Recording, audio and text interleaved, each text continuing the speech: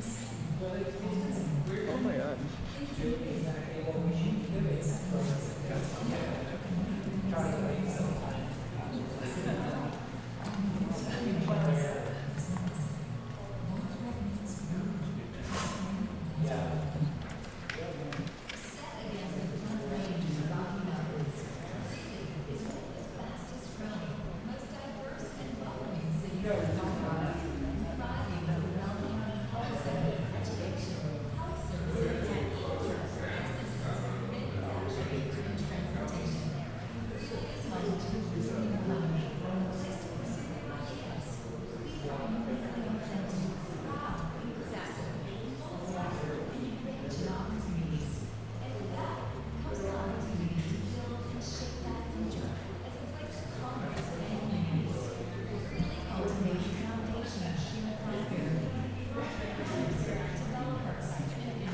You'll probably see him right away.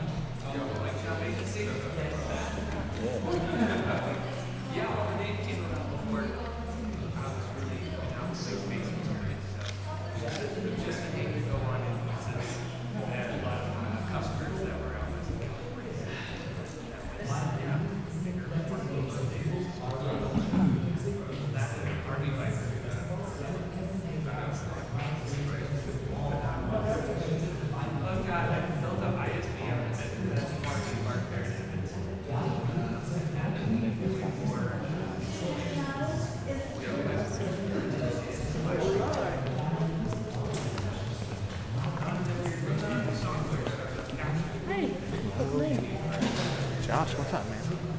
Hey, how you doing? Yeah. How you doing? Very well.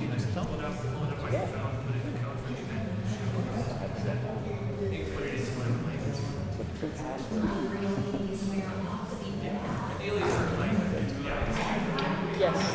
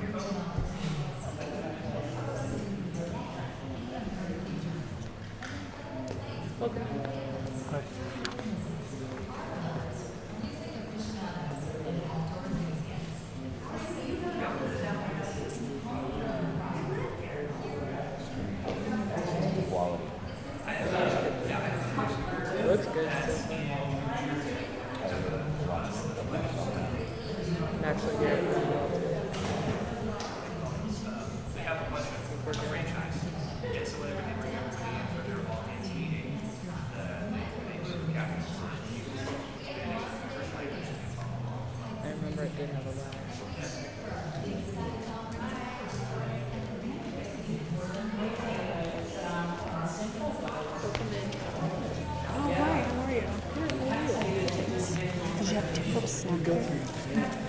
Hi, how you doing?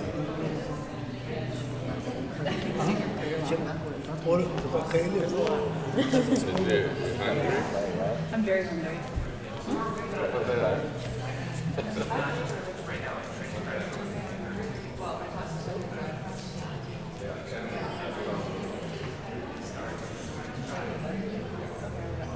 As long as you see it. Yeah. Yeah, that's really good. All these starts doing that.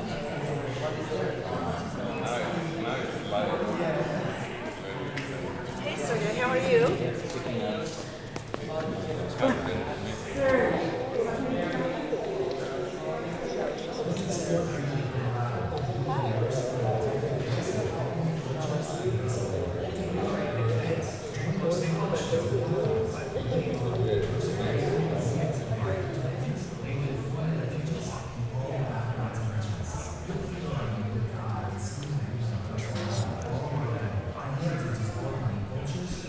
No, I think it's the pattern I want.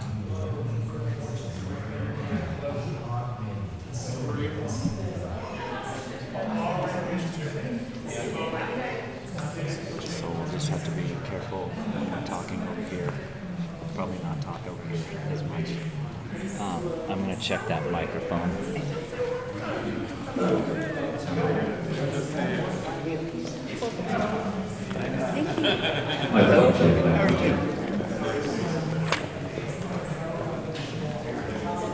See if we can.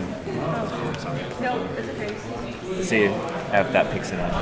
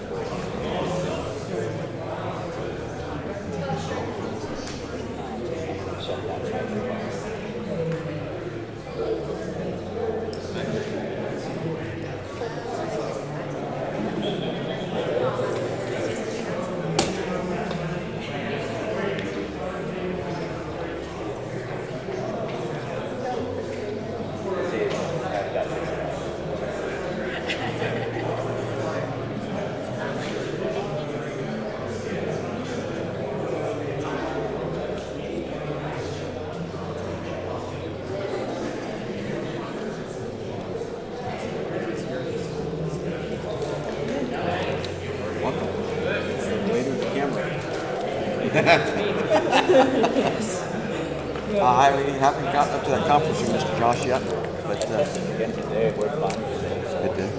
yeah. So if I go up there and it doesn't, then what? Then what do we do? Then I'm a liar.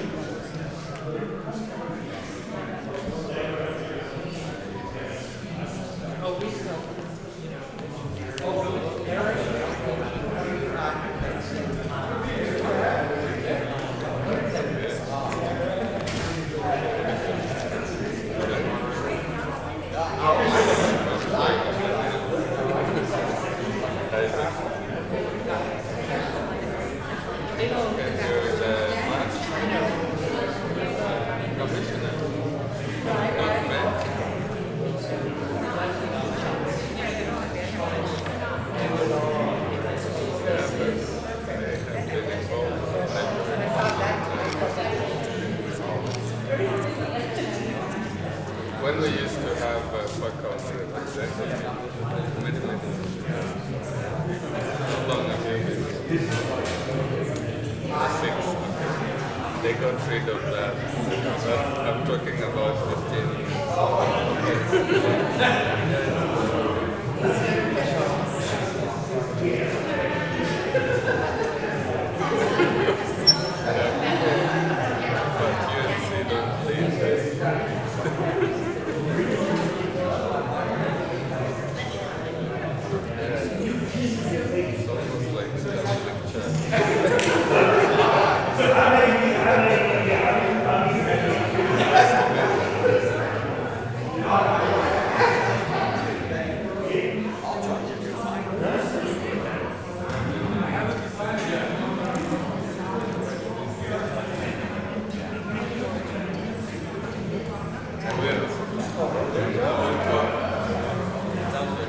Hi guys, how we doing?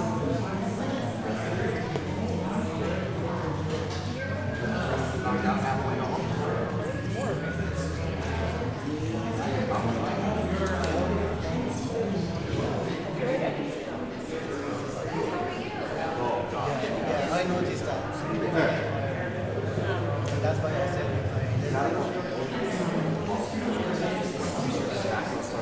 Wake up.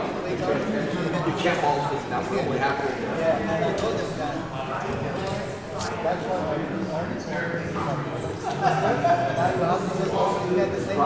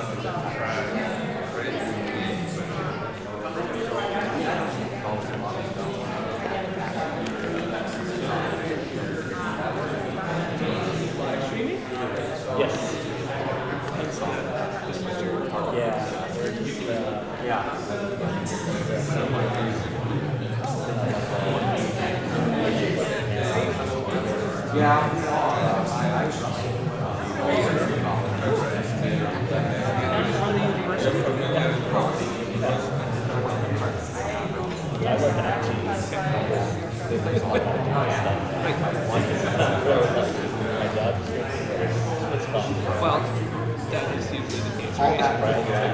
Not my job, but I can do it. Does it like this?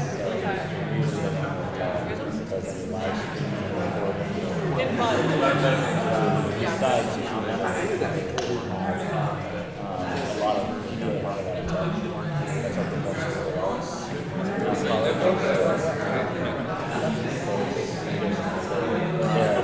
probably far better. Like, they'll only do typically, I mean, they'll do events in here.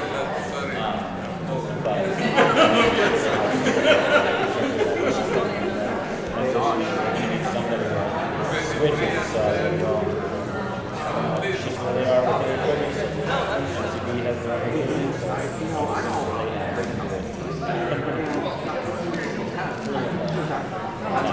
I do a lot of electric. Something called Phoenix. So, I mean, I've used Yobi as a fence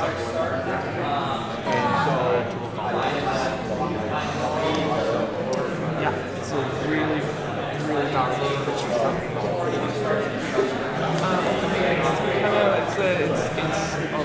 a studio in a box.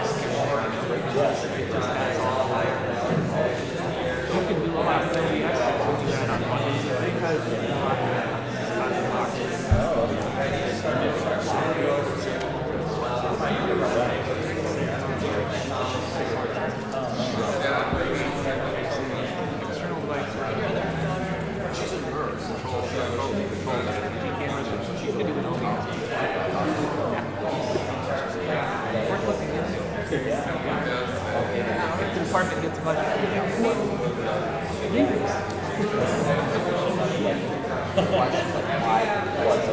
it also only runs on Windows.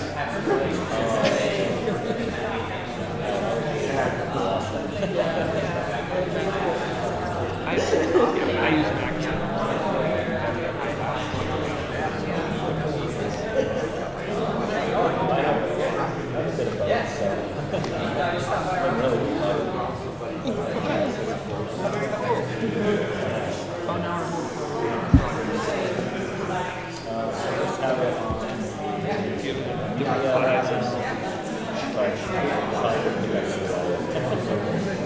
Yeah, too bad you can't pick up the PA's money. They just don't have it works out over here where you can just plug into it.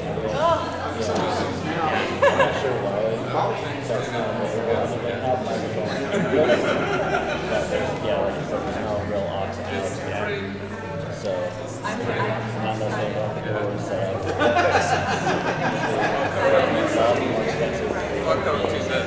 Who did all of this? Everyone, this is AJ. You remember AJ? I had a class with you. Yes. Yeah, no, good to see you. Where they hired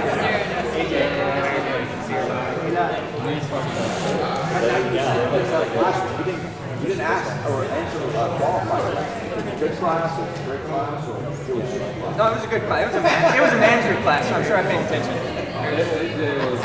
Alright, see you around.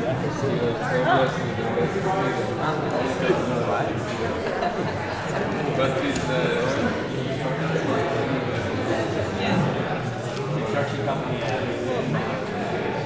What are you doing?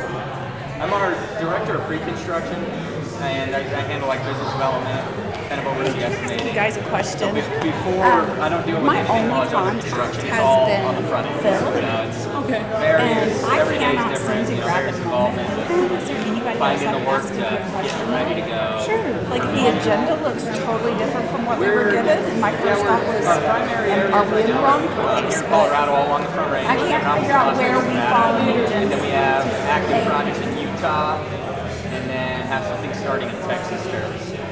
So we typically stick to the mountain region from Montana to Arizona to Mexico, and right over here. Yes. mine you together.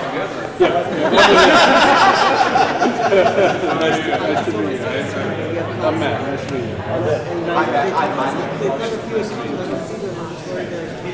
you. We're letting them end at 3. We're delaying them to there. Do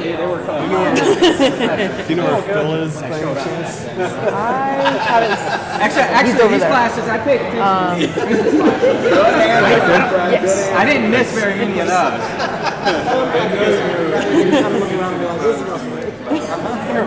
No, I knew I had to try hard in his class because if I didn't do good, he'd call me into his office and he'd say, "What happened last week on that test?"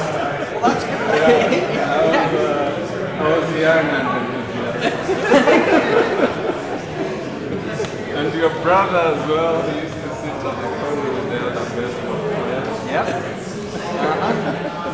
He was probably a little more of a troublemaker than me. Yeah, we were.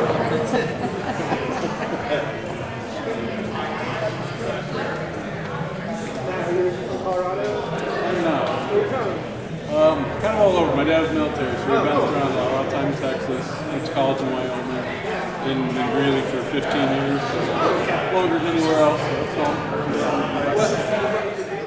Good job, actually. Yeah, right out of college. It was a 08, so it was kind of a tough time to be looking for a accounting job. And with them ever since. So, the University of Wyoming? Yep. 5 of the best years I barely remember. What to do in Laramie, Wyoming? No, right. Were you all with UNC? Okay. So we're all with the last 2 years. When did you graduate? 2010. Okay.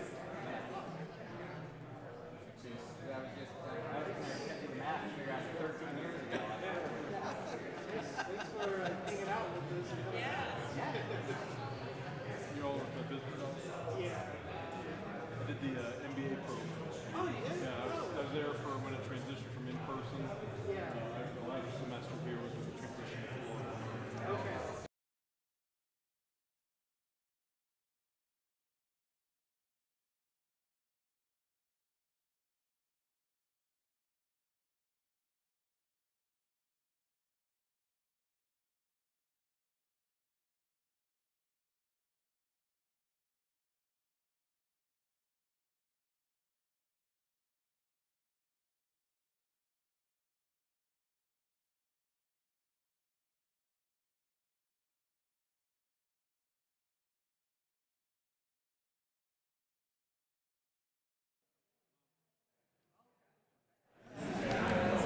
I was down by Chicago, sure was going kind of by a train, saw the airport, but it's cool to see. It's weird to see the pushing in the field.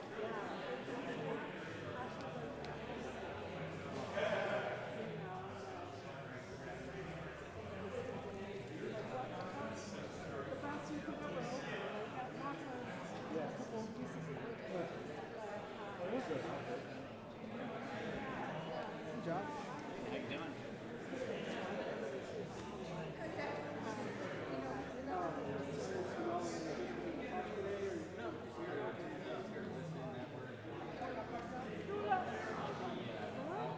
You're like wearing this?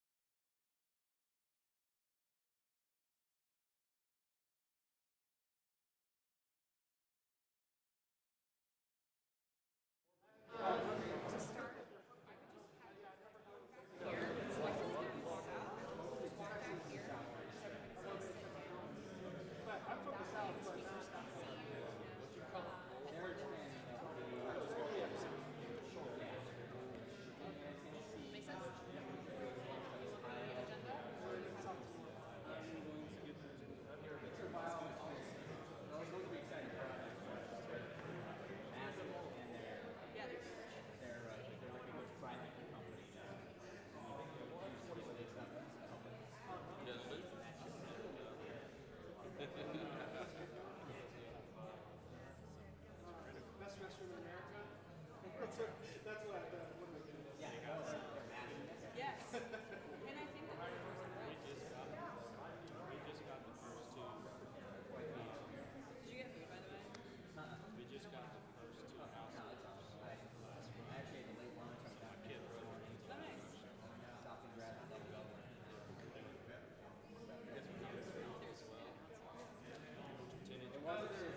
It wasn't busy. Or I lost. So we're about to start manufacturing. I'm not an In-N-Out person. No? No. But I think it's cool. I live in California. It's like a good experience. We're all fighting. I sit down, do you like what you eat?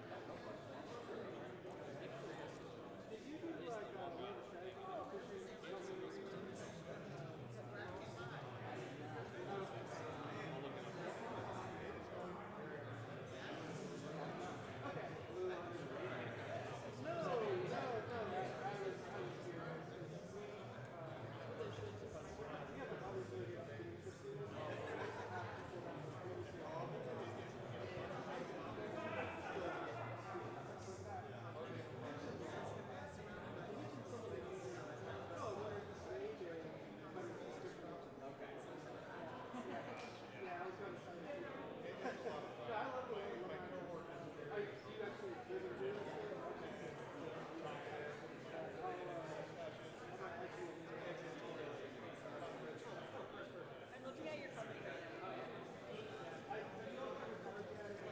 No.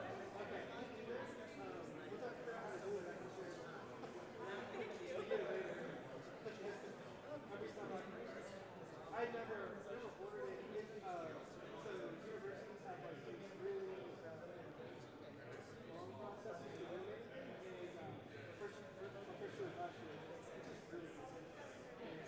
It was like on my list, but I never got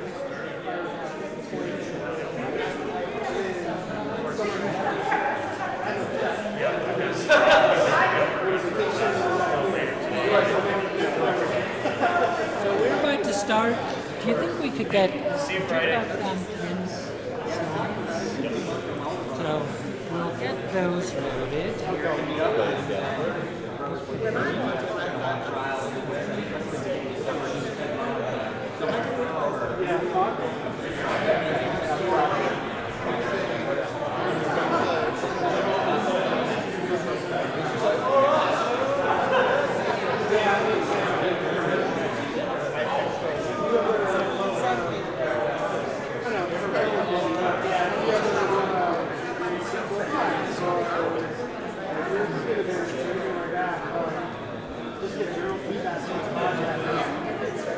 Not take long to get London in the power seat, the console.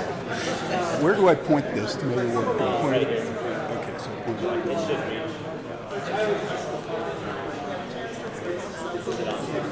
Hello, Lisa. You too. Oh, it has an on switch? Yeah. Oh, there you go. How's it going, everybody? Got it. Good. Perfect.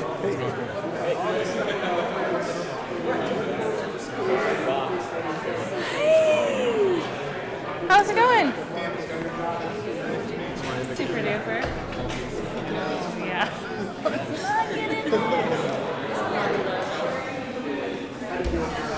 Welcome, everyone. If you want to take your seats, that would be great.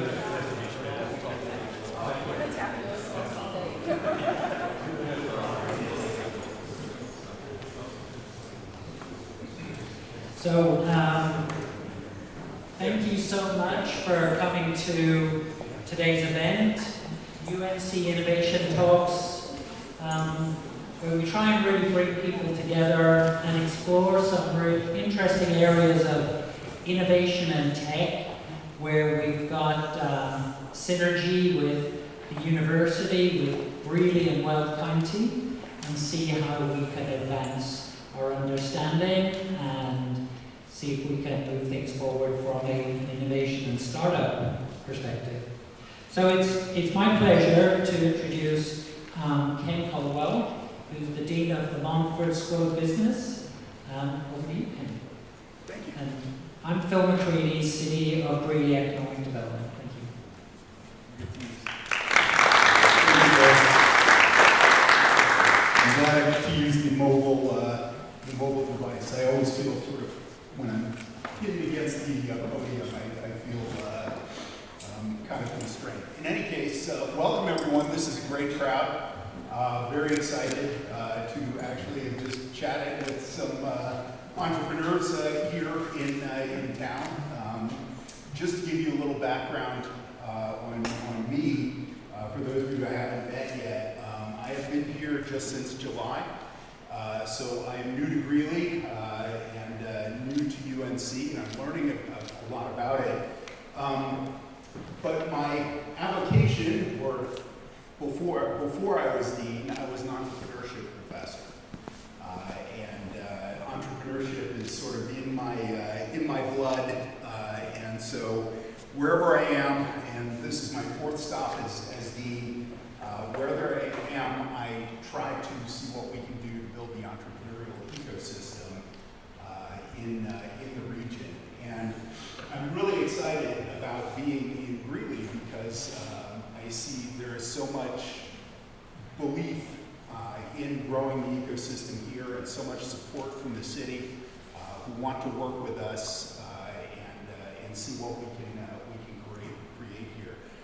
Also very much blown away by the number of nonprofits and other organizations that are working in the space. So it's just been it's been very exciting for me just in the first couple of months to learn more about it. And so I wanted to sort of give some preliminary thoughts that I have about the entrepreneurial ecosystem and how we go about creating it. And I guess more than that, I want to talk particularly about what I think, where the university's place is and all that, and what I think the university can do to help. So, you know this works because I tried it before. We hear this term placemaking a lot. You might hear the term today.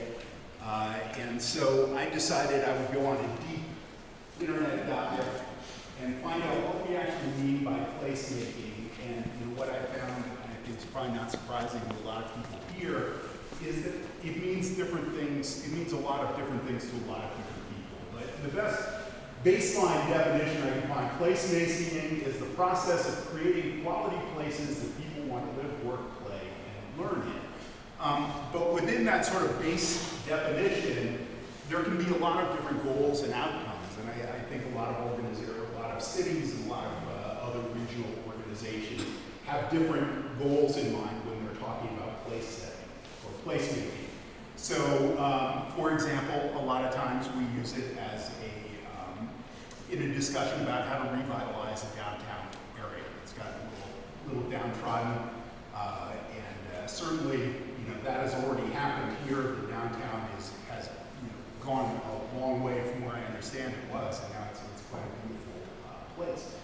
But we also, we hear it in terms of bringing more people into that downtown core, making it increasing density and walkability and those sorts of things. Sometimes it's used to think about making different sorts of cultural hubs, whether it's museums or music venues, performing arts, those sorts of things. That can be a part of placemaking, or we can try to attract workers and businesses, or it can be a combination of all these things. But what I'm specifically talking about here today, and I think we're going to talk about during this session, is creating a entrepreneurial placemaking. And the term we often use for that is creating an entrepreneurial ecosystem. So what do I mean by that? Whoops, I'm pointing at the wrong thing. There we go. Nope, I'm just going to the same slide over and over. There we go. So, an entrepreneurial ecosystem. First thing, I want to define entrepreneurship for you, because this is like placemaking. This is another term that gets thrown around all the time, and people use it in very different ways. So, a number of years ago, I formulated my definition for what entrepreneurship is. I see entrepreneurship as a creative process, and entrepreneurs are highly creative people. What are they creating? They're creating value, and times in terms of startups and economic value, but it doesn't have to be, right? I mean, we talk a lot about social entrepreneurship who have different sorts of goals. As the head of a college of business, I consider myself to be entrepreneurial, but again, not trying to make money, just trying to educate our students and give them the best possible outcomes. And so that's the sort of value that I'm creating in this role. But, you know, we often think about startups, and I think that's what we're going to talk about a lot today. So we're thinking about creating economic value. And we do that using a set of tools. And I said, you know, we use creativity and we use innovation is the other main tool that I see entrepreneurs bringing to bear in order to create value to society. So, again, not going to be any surprise to anyone in this room, but at least in the past, when I got into business, we thought about entrepreneurs as these sort of lone wolves, right? Out there, like, thinking their big thoughts, you know, and doing their, you know, nobody understands them, and they're out there, like, trying to do new and different things. I see a bunch of knowing smiles around here. Those of you who are in this space know that that is not how it works.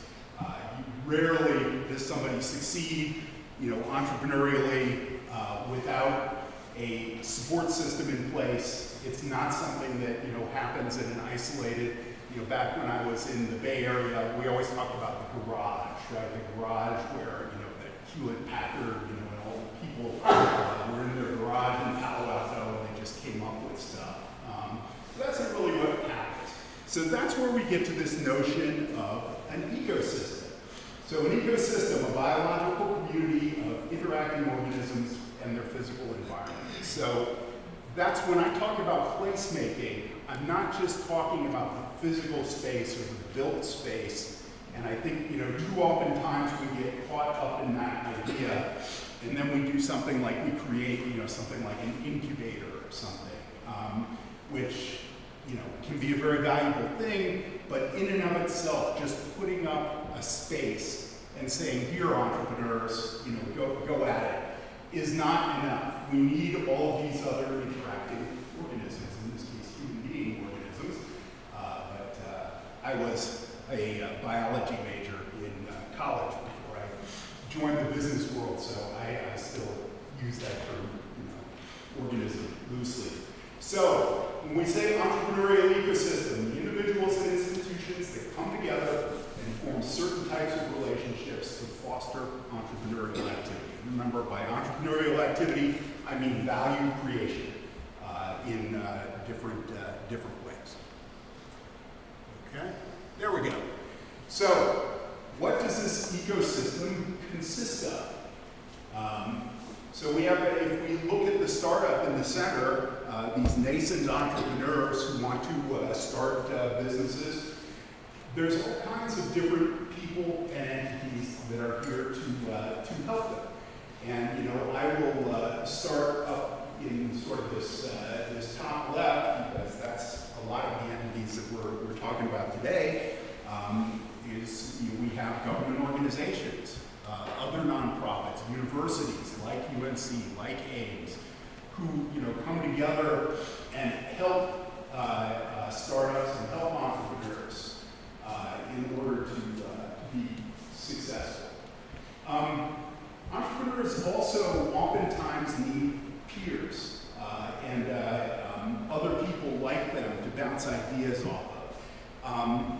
You know, in my books, I talk a lot about how you go about preparing to be an entrepreneur and to be successful at starting and growing a business. And one of the things I say all the time, and this gets to this like sort of lone wolf mentality that I mentioned in the previous slide, it's very lonely to be an entrepreneur. It's very lonely to try and create something that has not existed before. And a lot of times, you know, a lot of people who are very well-meaning are the ones who are the most critical of what you're trying to do, right? You know, it's like, that won't work, or they have like all this well-meaning advice for you. But what you really need are peers who are trying to do the same thing, you know, and they can give you valuable advice and feedback and just give you someone to talk to. Those peers can become partners. Again, getting away from this idea that entrepreneurship is a purely, solo event. It is for some people, but oftentimes it works better with a team. And certainly within the university context, we often try to put together teams to work on entrepreneurial problems, because that way you get different skill sets and different mindsets that come together. Mentors is a big thing that entrepreneurs really need. And again, it just gets down to this idea of they need people to bounce things off of, people who've been there, people who've done that. So experienced people who are willing to act as mentors are critical. Investors, we'll talk about that a little bit in the next slide, but obviously it's less and less critical for a startup these days to get large amounts of capital investment. When I entered the space back right after the dot-com boom, you used to have to put together a 60-page business plan with all your pro formas and go make pitches to investors. And that stuff tends to happen a little further down the line now. But still, if you're going to scale a business at all, usually you need some sort of capital infusion. And we have to make sure that we have investors in place that are going to understand and work with these nascent entrepreneurs. Lastly, to just mention service providers. Obviously, we need the lawyers, the accountants, all that sort of thing, the bankers to assist in this. So that's largely, and I'm sorry if I left out some role here, but that's the ecosystem we're talking about, and that's what we need to create more of, more of these synergies within the GreeleyWeld County area. So, this gets to the punchline of what I see MCB being able to do to help. The top thing is the baseline thing. We teach and support nascent entrepreneurs, particularly our students, and we have a very active and growing entrepreneurship program that is up and running. And I didn't acknowledge Isaac Wanasika and Alon Ma, who are faculty members who are largely spearheading this and doing a terrific job. So we want to continue to grow that. We can also do things like we're doing today, which is connecting members of the ecosystem.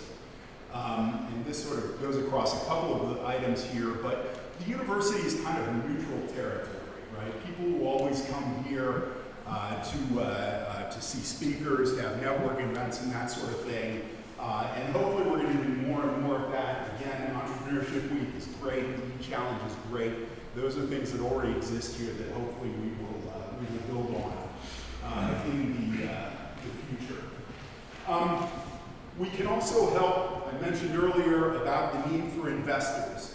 And we need more investors that are going to come together here specifically in Weld County and look for entrepreneurial opportunities here in Greeley and Weld County and not be overly focused on the Denver area, the Boulder area, the other places that we know are established entrepreneurial ecosystems. It's going to take a little more of a startup mentality for investors to jump in here, and I know some already have, and hopefully the university can really help to facilitate that sort of thing. And I can talk about, I won't bore you with it here, but if anyone wants to talk about ways we can do that later, I'm happy to do so. And lastly, I think I've hit a lot of these things, and I think I'm running over my time, so I will wrap it up. But the other thing we have here is we have a small business development corporation, which I assume all of you know. Is Lisa here? There she is in the back. Hello, Lisa. So we have a small business development corporation. That is a great benefit to the community and to the university. It's great that here in UNC, the SBDC is part of the Monfort College of Business, and I've been talking to Lisa, we need to find more ways that we can leverage each other to make both of our initiatives more impactful to the communities, but that's a huge asset for us that we need So, I think that is it. Any quick questions or anything before I turn it back over to Phil? Again, I'm running a little bit late here, so I will be around, of course, for all the networking and that sort of thing. So if anyone wants to chat, we can do that. But thank you very much for your attention this afternoon.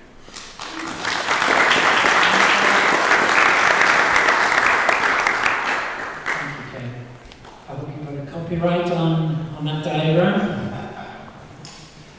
So it's my pleasure to move on to our next speaker. And we have Jackie Bouvier, who's the president of Prospanica.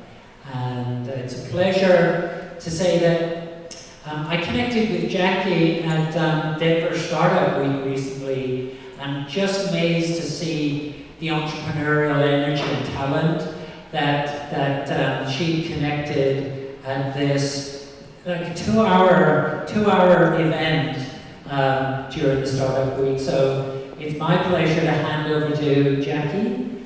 And yeah, you can do that. Thank Great. you. You're welcome.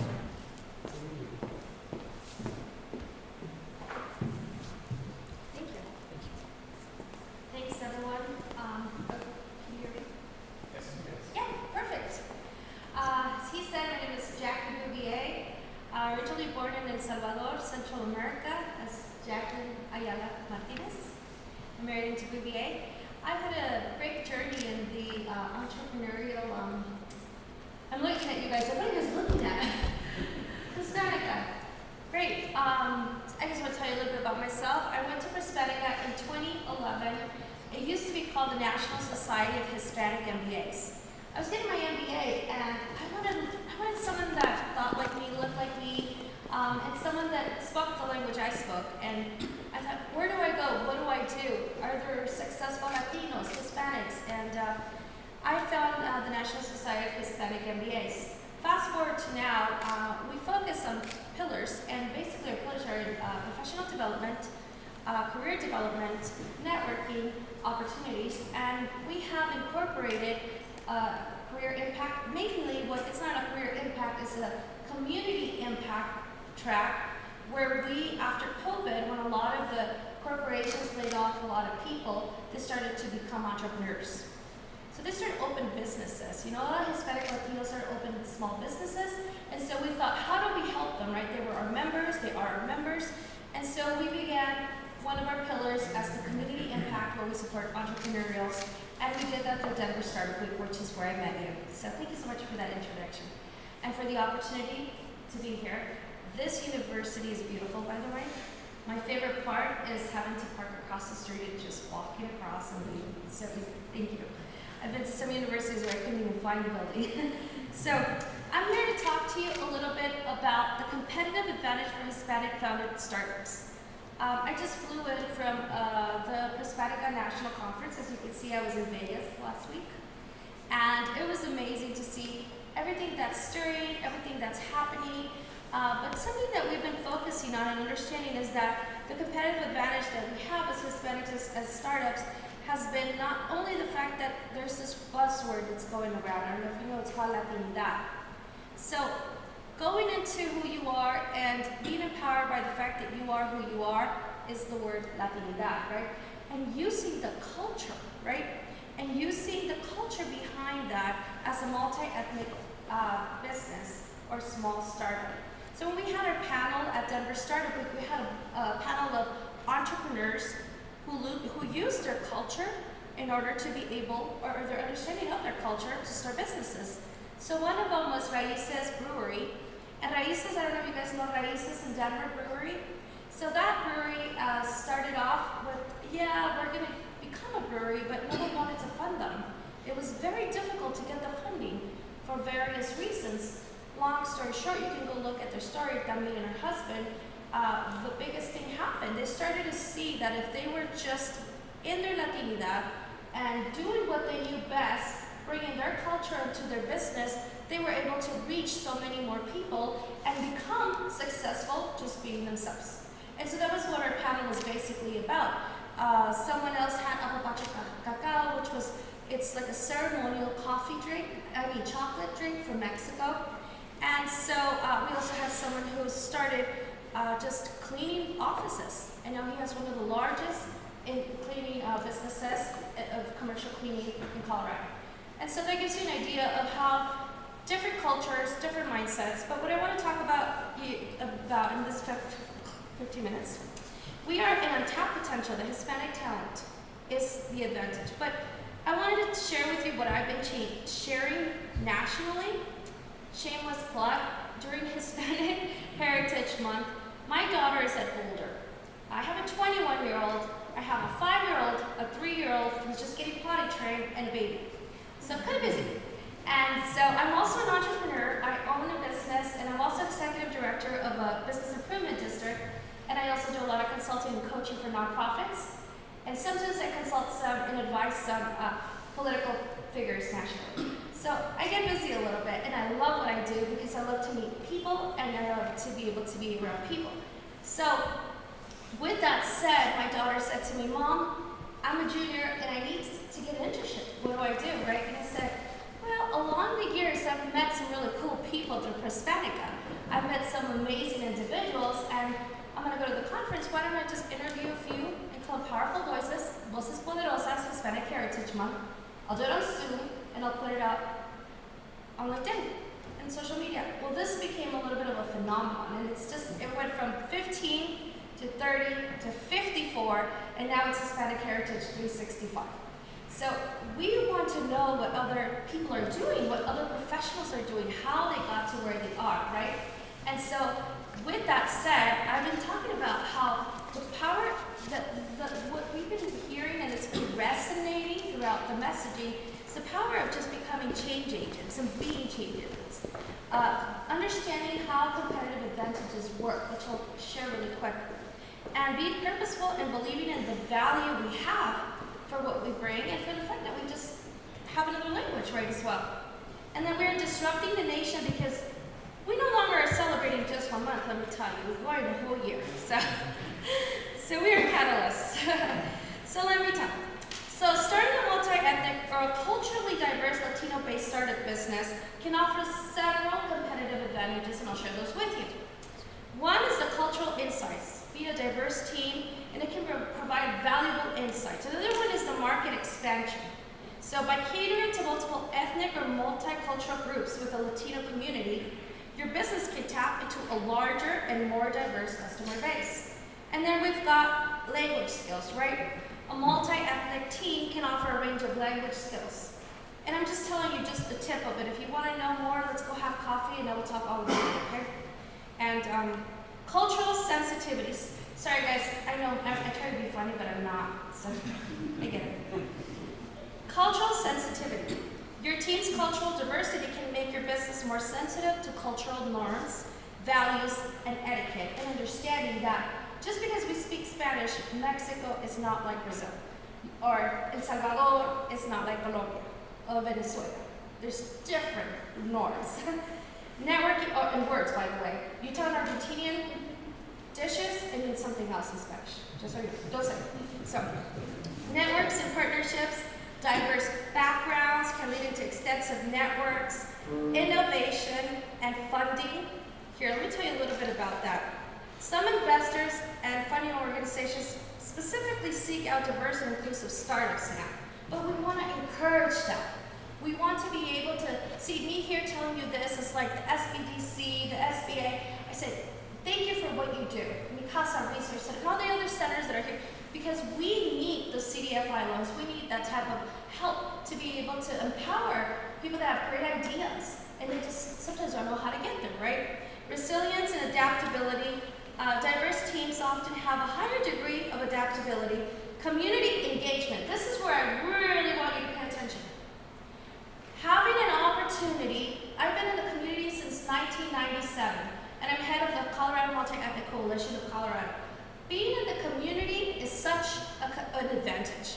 Getting to know the people, understanding how the community works, where you want to work, where you want to open your startup, your business. You talk about placing, placemaking, the 4 Ps, and we talk about all of this. But part of an analysis that you want want to do when you're starting a business, you want to understand the community because you have to align with the culture and you have to understand how the culture moves. And if you're the right culture, the right fit, it's super powerful how that works and how you influence where you're surrounding. And so it's easier to engage with various, and also having a great partnership with the nonprofits in that community is very important. Legal and regulatory compliance. And so, however, it's important to note that the success, I wrote this here so that I don't forget, of your startup ultimately depends on various factors, including the quality of your product and services, obviously, your business strategy, and the dedication of your team. While diversity can be a competitive advantage, it's not a guarantee of success, okay? But there are factors. And you still need a strong business plan, a clear value proposition, effective marketing, and excellent customer service to thrive in any market. But I think that my biggest takeaway that I've had being in the community is immersing myself in the community, teaching others to do it, and watching them how they thrive and their startups continue to thrive. Thank you for your time. I appreciate it, and I look forward to working with everyone here in Greeley, Colorado.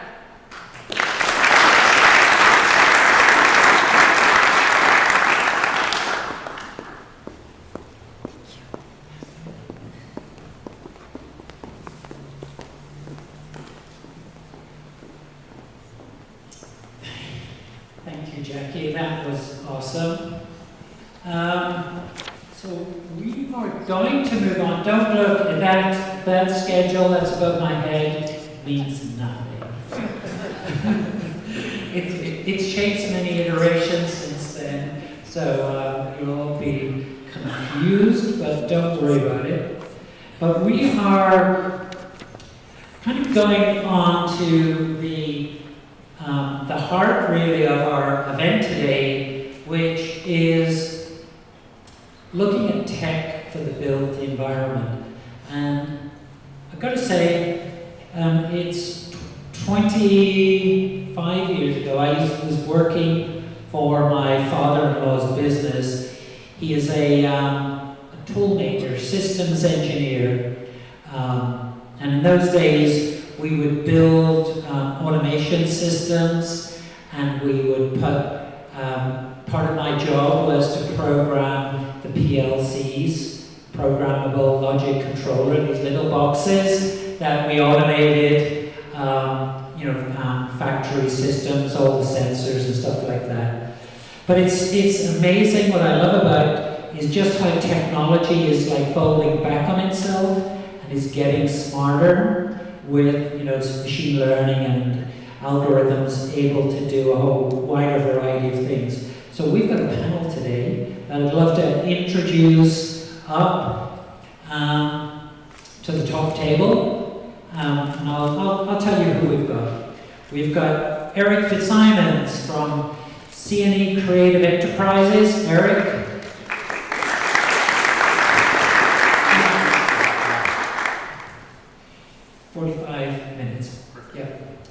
And we have Richard Lopez of Diverge and Hensel Phelps. It's one of Greeley's great success stories in construction. We have Caleb Holt, who's the CEO of Trax North America. And Sarah Jennings, the CEO of Orion Labs. Paul Klan, who's the CEO of Vuba. And Pastor Callahan, the CEO of Elquist 3D. Thank you so much, everyone. I'm going to hand you over to our distinguished moderators. Bill, thank you very much. I'll tell you what, I'm excited today because today we're going to get to meet 4 experienced entrepreneurs that bring incredible innovation and skills that have said, hey, we want to make GreeleyWeld. We want to bring our technologies. We want to bring our experience. We want to come and work in Greeley, and I really appreciate that. These are 4 individuals who have spent the time to research problems, find the problems they want to solve, invest their lives their finances to do it, and then do it again and again. Each of these are experienced entrepreneurs that have done multiple ventures in their careers. And so with that, let's welcome, as I said, Caleb Holt here with Trax NA, Sarah Jennings of Orion Labs, Paul Klahn of VUBA, and Patrick Callahan of Alquist 3D. I also want to take a minute and introduce Richard Lopez here with Hensel Phelps and the Diverge group within it. They are the entrepreneurial venture side of Hensel Phelps who are looking for new problems in the construction arena and are pursuing those and taking and building new technologies around to help take and further the construction industry. Want to speak for just a second? Well, thank you everyone for being here today. So with Hensel Phelps, we were born here in 1937 here in Greeley, right off of Fifth Avenue, or 8th Avenue. And same headquarters, we have 9 regions, and those offices are like immaculate offices, but we're still wholesome to our Greeley roots, right? Employee-owned. But what we found is within our industry, construction is changing. And also, we need to figure out a way to get our folks home safely every single day and help them do their jobs faster. So a natural fit was really to look at technology. Because technology in everything we do in construction, technology is there. So we've decided to really take things in our, put it on America, essentially, and take charge and start this Diverge group, where we're able to really look at new startups, look at new technologies, and really understand how we can bring that into our ecosystem and provide value to our job sites. So it's a pleasure. I look forward to talking to you afterwards and learning a bit about all of you as well. Okay, thank you very much. So we're going to start today with Caleb. And so Caleb is running Texas Engineering Extension Service and the Product Development Center at Texas A&M. So we're in this university today. He's got the experience working with young people, taking the innovations from within the university and helping bring those to market. And he did that for over a decade. He has worked with the Department of Defense, the Defense to Respond Technology Program, to help identify new technologies and transition them into public safety and homeland security.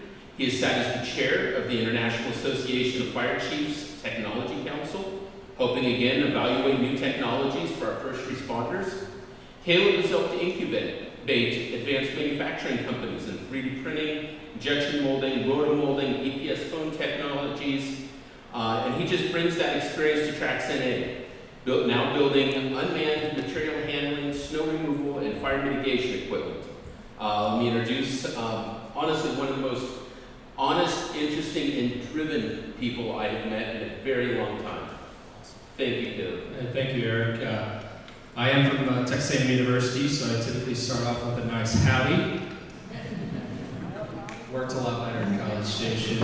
I did see a howdy from Greeley next to the Dutch Bros, so I thought it would work. But so Trax North America is a ground robotics company. We're based in Bryan College Station. Our patents are primarily around weight distribution. So all you really need to know in the material handling space, we're very competitive with forklifts and skid steers. And in that space, the golden number is, can you lift 3,000 pounds? And traditional technology uses counterweight systems, so those larger traditional pieces of equipment weigh between 9,500 pounds and 12,500 pounds. And so our machine weighs 4,500 pounds, it lifts 3,500 pounds, and it carries 10,000 pounds. And so if you look at what we call the tail of sustainment, the actual cost of logistics and the cost of moving by pound and by weight, our machine is 1/3 of the size, it's 1/3 of the weight, and it's 5 times more fuel efficient. We got into the technology, and I don't recommend anyone leave a great paying job at a state agency and invest all of their life savings into companies in 2020. But either way, we did that. And And so one of the things that we learned very quickly were the opportunities where, let's just say COVID specifically, or COVID environments, COVID workforces were limited. Access to those environments and having individuals that would show up to work on a continuous basis. I have one manufacturing facility, I had 21 people go down with COVID over a 6-week period. So I know that it's unfun to work through that, but if we talk about unmanned systems, specifically we see great advantages, especially in what we call here built environments. Built environments for me are the ideal situation for autonomous capabilities and autonomous vehicles because I can control that perimeter. I know what's going to come in, what's going to go out. I know what the streets and the street signs are. If I'm going to change, it's going to take a long duration of time for that to happen, a long duration being multiple weeks. Whereas the majority of the work we do in the defense sector, which we're very honored and blessed to get to serve our armed forces, Trax North America is the only company I've ever been associated with or supported that has an active military contract with every branch of the military right now. So we are creating solutions for austere environments, primarily Indo-PACOM, so in island settings. But we are traditionally looking for dual-use technology. So the technology has to make sense in the commercial sector and it has to make sense in the defense sector. And it can't be one or the other because it just doesn't make the economics work for the company. If you came to me in my 12-year period working in public safety and defense at a state agency, more than likely you were a retired law enforcement or firefighter, and you had this amazing idea that you had always thought the fire industry or the law enforcement industry needed, and you would come and pitch it to me. And my very first question to you would be, okay, what industry could also use that technology? Because municipal government cells are traditionally like 24 to 36 month cash cycles, getting city councils to buy in on things, and unless you absolutely made a killing while you were a firefighter or a law enforcement officer, that's not a market that you're going to be able to address. So we're looking for those commercial applications, and we're very fortunate that COVID did present a situation for us where our remote control platform largely came into advantages where you needed, traditionally if you had a forklift or a skid steer on a construction site, and I talked a little bit to Mr. Lopez about this on a call prior to this workshop, is by OSHA standard you have to have a spotter. Well, with our machine you can have an operator who serves as the spotter, so you can reduce the workload just on that one particular setup. So that adds up over time, that adds up over days and weeks. Also those fuel efficiencies and the transmission, but the primary reason that we're interested in Greeley, and a little bit to what the Dean was mentioning previously, is there are certainly, this is to my advantage and the advantage of the panel here. Greeley doesn't have as well of an established base as you would see in Boulder or in Denver, which is to my advantage because I come here and I'm more important, right? I'm more important because I have cool tech and, I'm not competing with 35 other companies that are trying to do the exact same thing. So that's interesting to me, but my first company was doing firewood, and I never liked moving snow, and so I really wanted to do unmanned snow removal. Well, so does every military base and every airport in the northern portion of the United States. It's a really big opportunity. We aim this winter to do our first trials of unmanned system snow removal here in Greeley, Colorado, and then really grow that into the environment. And hopefully in the future bring more of our companies here. So I'll stop. Fantastic. Thank you very much, Caleb. Okay, Sarah. Sarah, like Caleb, has spent part of her career helping students like you innovate and bring projects to market as the program manager of innovation and entrepreneurship programs at the University of Colorado Boulder. And Sarah has spent much of the rest of her career in machine learning and its application in space. She has honed her skills working with the best and the brightest organizations, such as NASA's Frontier Development Lab's Applied AI program, the X Prize Foundation as a project manager, and the Space Frontier Foundation. Now she spends her time leading a very talented team of robotics, machine learning, and mission specialists in support of NASA projects and more terrestrial applications. So welcome, Sarah. I can't do your history and the history of your company justice. So why don't you take us from space and moon mining to our fields here in Greeley. Great, sounds Sounds good. So Orion Labs was started in 2019. We actually started it to be able to compete in the NASA Space Robotics Competition. So we had about 25 team members where we were on a simulated moon mission to be able to collect resources. We did pretty well on that. And then we wanted to continue our work with NASA, and we won the NASA Tech Leap competition, which ended up with us having 2 suborbital flights. We've had a lot of experience in robotics, sensing technologies, and machine learning. And so we brought all of that expertise and the wonderful successes and lessons learned from that for our company to move towards a safety system for mobile robotics or autonomous vehicles. And so that is when we have created this safety system. In short, it's essentially mobile robots or autonomous vehicles have one of 2 problems. One, they stop too frequently for obstacles that are not there, and then you have to go sort out why did the robot stop and figure that out before you can continue the work, so loss in productivity. And then the second one is they actually run into obstacles. And you also don't want that because there's downtime with the robot and possibly some issues in insurance claims. So our safety system is set out to solve just that. And we also have a background in robotics as well. Some of our team members previously worked at Left Hand Robotics that was acquired by Toro, and that was in snow clearing. And so we've got a pretty good understanding of some of the issues that you face, specifically in outdoor environments. And that's where we're focused right now, is solving problems in ag tech, because our system is able to have weather immune sensing. So it's great for the outdoors. Okay. Well, I'll tell you what. I had a great conversation with Sarah, and I would love to talk shop with her all day long, but I want to give you the opportunity. You were telling me a little bit about your probabilistic occupancy grid algorithms and the system there, but can you describe that in a practical application of how that helps you avoid L's and alpacas, right? Yes, so the probabilistic occupancy grid, that is just purely using standard algorithms. It's not machine learning based. And so anything when you're trying to do a safety critical system, machine learning is kind of frowned upon, but I can talk a little bit more about that later if anybody's interested. So this is purely just better understanding what obstacles are actually in your environment and the likelihood that if you were going a particular route that this obstacle would get in your way. And so you're able to change the parameters for different risks or different environments. But basically it's just this grid where as you're moving, you're seeing the obstacle move relative to where you are, and you're able to see if it's an obstacle that you need to avoid or not.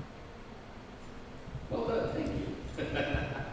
Okay, so we know that on space missions, there's no second chances, right? It's like, once it's launched, you're done. So part of what your strengths in this is bringing that full technology solution end to end. Hardware, software, met together to bring that. Talk to me a little bit about how that experience is now coming into the farm field as well as your space projects. Yeah, so our suborbital flights that we did, that is definitely one. It goes up and then there's no fixing wires, there's no if you lose comms or that. So what we took from those experiences is a lot of the edge computing work. So when you're putting this on a robot, you want to be able to do processing on board. So on our unit here, we have a processor that interacts with all of the sensors so that you're able to get that real-time processing and information. It's a little bit lower risk because you are actually able to go out and check things out if you need to. But I think that our experience from doing those suborbital flights really helped us with being able to build that in. Great.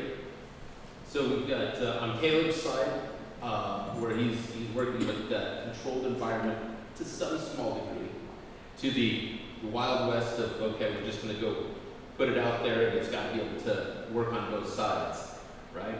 So 2 different sides of the same coin of what's being done. Do either of you together have any comments on each other's technologies or ways that you can support them? Well, our tagline at our core company is called Axle Box Innovations, and my tagline when I left the state agency was, if you need to burn it, break it, or blow it up, give me a call.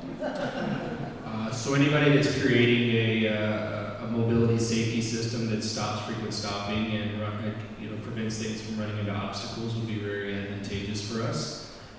So definitely interested in talking more to Sarah about that specifically. I sat through, I spent a lot of time in the DoD space, and I sat through a Vertex robotics conference and a Supernova event that was down at Army Futures Command. And I sat through an entire deal about fire robots. And I was significantly disappointed in the conversation because it was primarily around the use of drones, which is a fantastic tool. When you're mitigating a fire, you're sizing up a fire, you're looking at the defoliation and things of that nature. But it's not putting out a fire. It's not mitigating a fire. It's not doing any of those things. And so, I think that in terms of some of the space work that Orion Labs is doing in open field agricultural applications is easily applicable to what we want to do in terms of, wildland fire mitigation in state-owned and federal forests, even in, privately owned properties as well that are contributors to wildland fire as well. So I think that definitely some opportunities. I did want to make one very open comment because if I was guessing, Sarah is probably a computer science engineer. I am not. So I work primarily with Dr. Sri Sarapalli out of Texas A&M University and our professors there, but I'm very interested to find out if there's resources that Orion Labs has here, and we can collaborate on that from a partnership standpoint in Greeley, Colorado. Great. And I really appreciate you kind of talking about some of the environments that you have been working in. I think that would be something that I'd love to talk to you a little bit more about because obviously a safety system going on in those environments, you want to make sure that it's robust and as ruggedized as possible, and you always have those interesting things out in the field that you would never expect. Like I had an interview with one person and they said my robot stopped because there was a dead moose and it didn't know how to go around it. Like those are the sorts of things that would be really great to hear about your company and things that you've experienced and the ways that we could start developing so that we're ready to be out in those types of environments. Perfect. Okay. Well, let's move on then to Paul Vaughn. You've spent time as an aerospace engineer, pilot, U.S. Air Force officer, and entrepreneur. You've designed light sports aircraft, near-space lighter-than-air surveillance systems and vehicles, and green energy ocean wave generators. I've had the pleasure of meeting with you and your partner Peter a number of times over the last couple of years and watched you develop your technology develop and as you presented. And so why don't you bring the people here up to speed on what you've been doing, and then why Vuba and why now? Okay, are we doing slides on this? You can do slides. Yeah, if you want to pull up a slide. Pictures worth 1,000 words. So yeah, I'm Paul, and my business partner Peter is right there. Hi, Peter. Peter's I'm a recovering aerospace engineer. Peter is a civil engineer with decades of experience in airport design and development, and is a world-renowned expert in advanced transportation systems. So we both have complementary things that we bring to this. About 6 years ago, 5 or 6 years ago, we started our company called Vuba, and Vuba is actually a Rwandan word, which is East African, and it means to move quickly.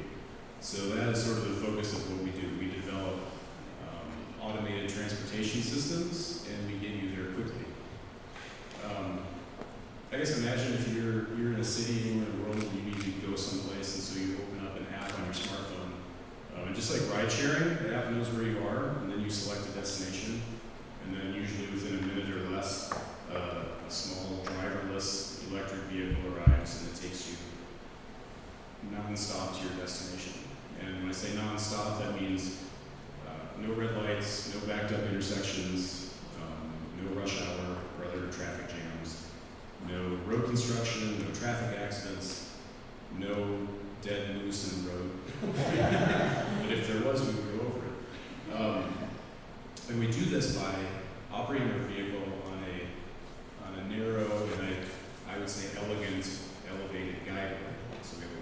vehicle, that leads to lightweight guideway infrastructure. You go above all the traffic so that you can get to your destination the most efficient way possible. I like to think that all of this leads to a pretty big impact in the built city. Like I think people sort of pigeonhole us in transportation, but we're actually in the business of transforming communities. And to your question of why Vuba, why now? Yeah. That kind of segues in there. I think globally we have a pretty acute problem right now that is only getting worse, and that is our cities are getting more congested. We're having more pollution, we're having more environmental impact, we're using more and more non-renewable sources of fuel.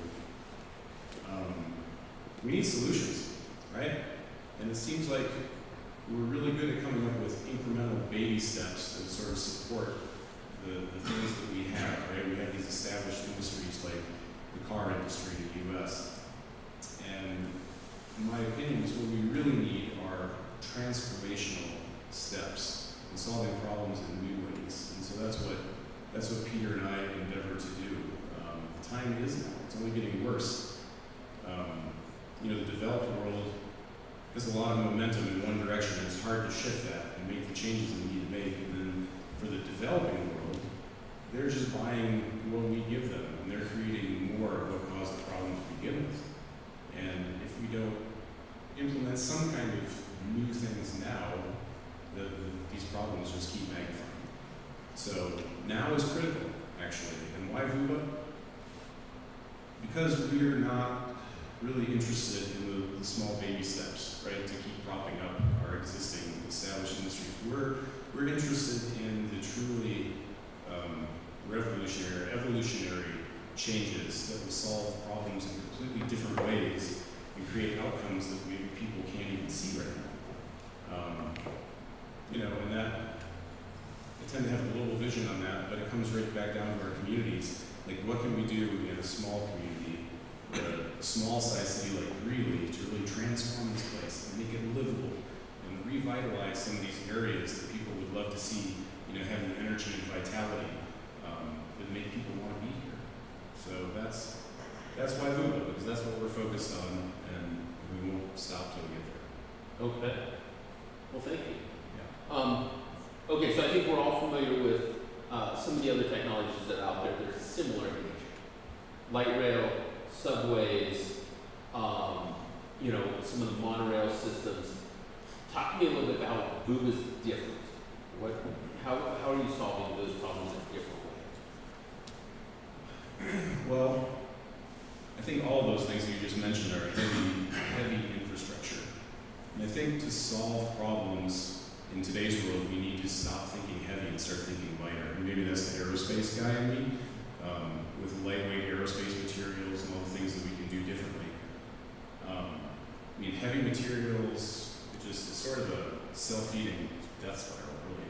Heavy materials are hard to transport, they cost more, it generally takes up more space and right-of-way, and it's just extremely expensive. Vuba concentrates on lightweight vehicles that are very efficient. We operate on demand, so we can send people here, we can send people there.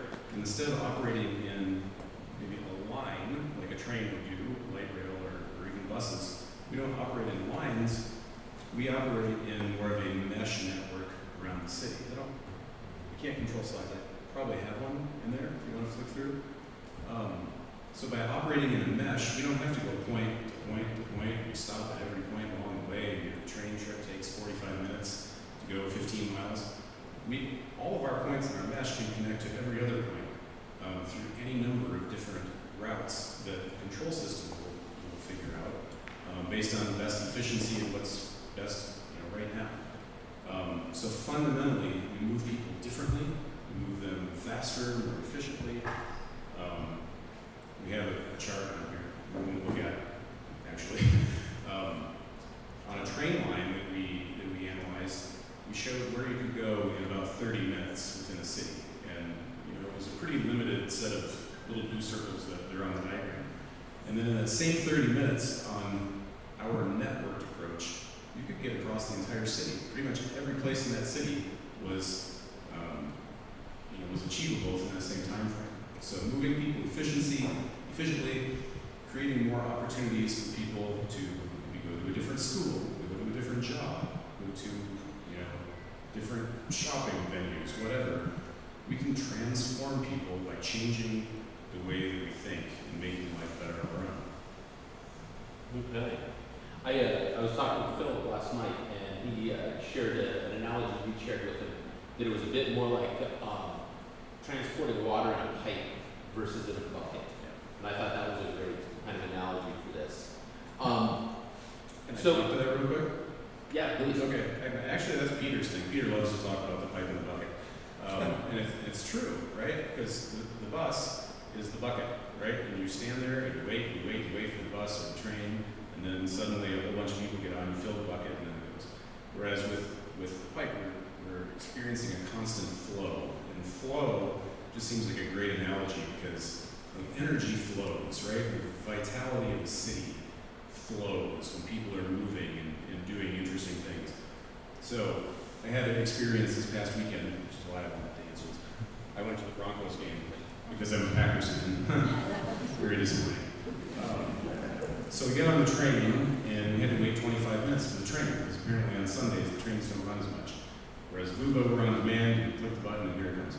So after 25 minutes of waiting, the train arrives and it was packed and it was standing room only. We were like way out by a rabbit hole or something. We weren't even near the thing. And so I told my wife, who loves to talk about my work, by the way, on days off. I try to be funny too.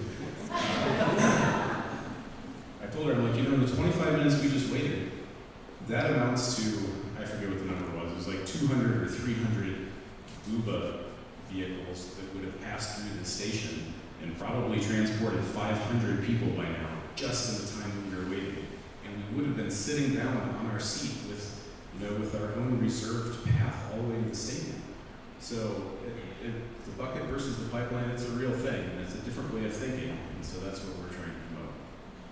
Okay. I guess on the last side, you're a startup, and as you're raising capital and looking for investors to come on board, what are the great benefits? I mean, why invest in Duba? Well, the right answer is to make a lot of money, and I know that. And actually, we have an interesting business model where we can provide mobility as a service, and we can make a profit, which is unheard of in the world, actually. But it's true, and we have two short-term revenue streams and two long-term. And the two short-term are, we do project development in this space, and so at the front end of these things, we have revenue from that. And then in a lot of cases, we would be providing and selling proprietary equipment to the system. So those are the two short-term, like early on revenue streams. And then long-term, we provide operation and maintenance service for the system. And so that's year over year. We get paid to do that. And then the fourth thing is that we share in the profit sharing of the public-private partnership that we would set up. So two short-term, two long-term, making money year over year at a profit. So that's a great upside for investors. To me personally, if someday I get to be an investor and I'm the entrepreneur, that would be great.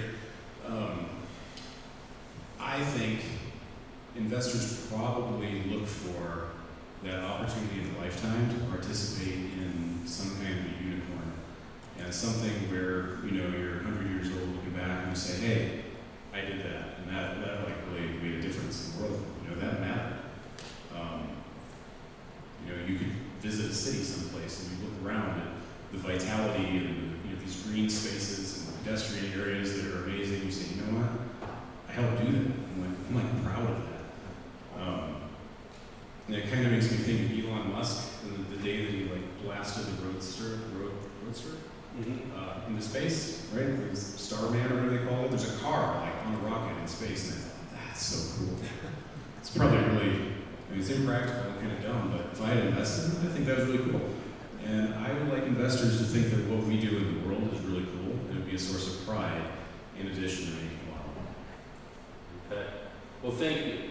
As I said, we've got a whole group of heroes here on the entrepreneurial side today.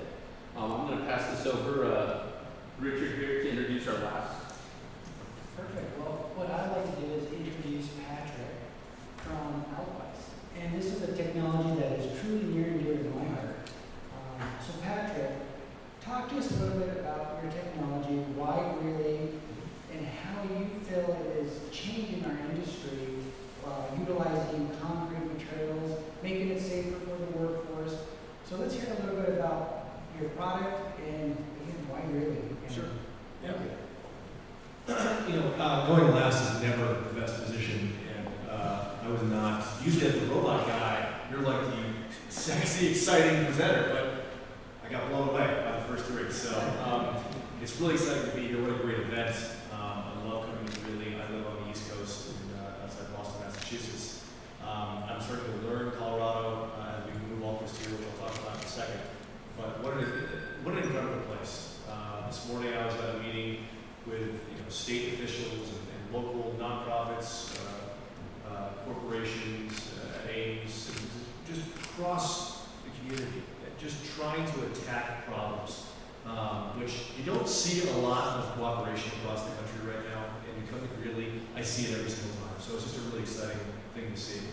My background is also defense. I spent 10 years in the military as a light infantry officer, so thank you to everybody on this table for what you've been doing for the warfighter and for your service. I spent most of my time blowing stuff up, so like Caleb had said before, that was really my background, and now we're going to build stuff. So why not hire the guy that was blowing stuff up for 20 years? The interesting thing about Alquist is this, although being a new industry, 3D printing has been around for a long time. That's really what Alquist 3D is, a 3D printing company, which is a horrible description. What it really is a robotic material workforce development company. And I think, like you were talking about, it doesn't come around very often when you can find a disruptive technology or a disruptive innovation that also can change the world in an amazingly incredible, positive way, but also have an amazing business opportunity. It's rare that both come so strongly. I left a defense job 5 months ago to be the new CEO of Alquist 3D. This is my first week as the CEO because I met Gia, who's sitting back here, my director of programs, her husband Greg, who was our head of HR, and Zach Manheimer, who is the founder of Alquist 3D. The passion they have behind this technology and the value proposition is just intoxicating. They have identified, as many of you guys have, a true issue. The housing crisis across the planet, but really in the United States, and certainly you can see here, really is real. The affordability of homes is just a major, major problem for Americans. People trying to build a home, get into a home, buy a home, maintain a home, it's literally at an impossible level for the majority of families in this country. What Alquist 3D is doing is using the technology both in the development of workforce, developing new materials, and using robotic platforms to do a couple of things. One is to bring that affordability back, to make very, very strong, attractive, healthy, environmentally friendly homes affordable. And that comes in a lot of different ways, which I'll talk about in a second. Environmental. And when I talk about being environmentally sound, it's really more of an active environmentally sound building, which means we are working to be a carbon negative material. So we're looking to develop, and we have developed materials that can actually consume carbon. So if you think about hemp and other additives, and I know that's big for where we are today, there are additives that we can put into these new materials that literally consume carbon. So imagine a building that is a plant, or a bench that's a plant, or infrastructure that is a plant that's consuming carbon while it's sitting there.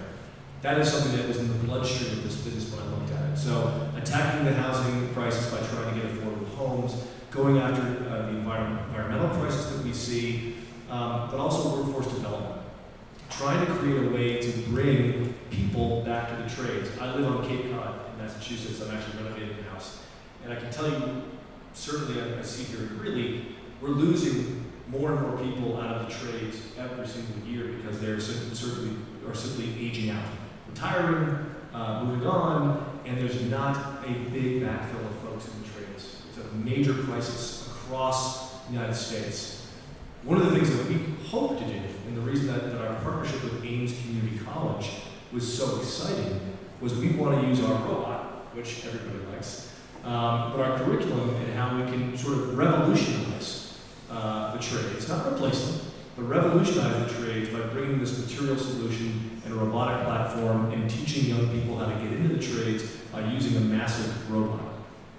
And we've gotten great feedback on that.